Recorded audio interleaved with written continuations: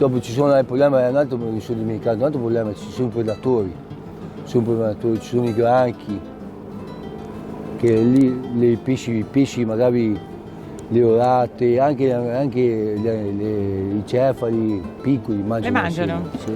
E come fate? È per questo che abbiamo fatto i recinti.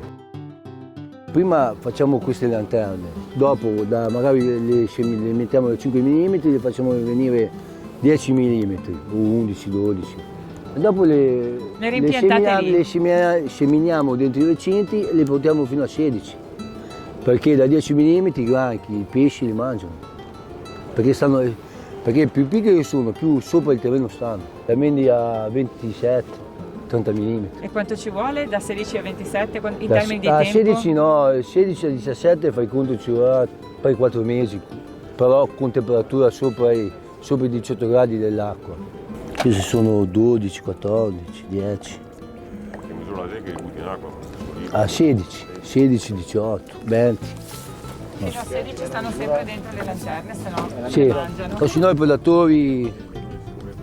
Allora, spiegami un attimo come funzionano le lanterne. Allora, le lanterne funzionano perché la semina piccola non venga mangiata dai predatori, dai granchi e dai pesci. Quindi la metti la semina dentro la lanterna perché c'è una maglia spessa, piccola, e la lasci là 1 mese, 2 mesi, fin quando che viene un po' più matura.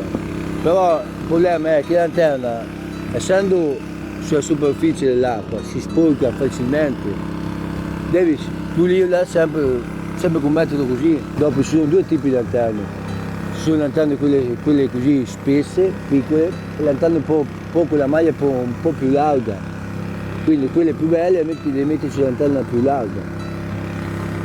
Dopo c'è un altro metodo, ci sono anche le cassettine, ci sono delle cassettine sempre con la maglia spessa. È sempre per preservare la vongola perché non la vengano a predare. Esatto. Sì, appena pulita la mettono giù, dove ci sono quei cilindri, sono tutti dei gancetti, l'attaccano e la lasciano in acqua. Queste sono le lanterne quelle con la maglia un po' più larga. Ah, queste quanto grandi sono, giusto per Queste capire? saranno 12 mm.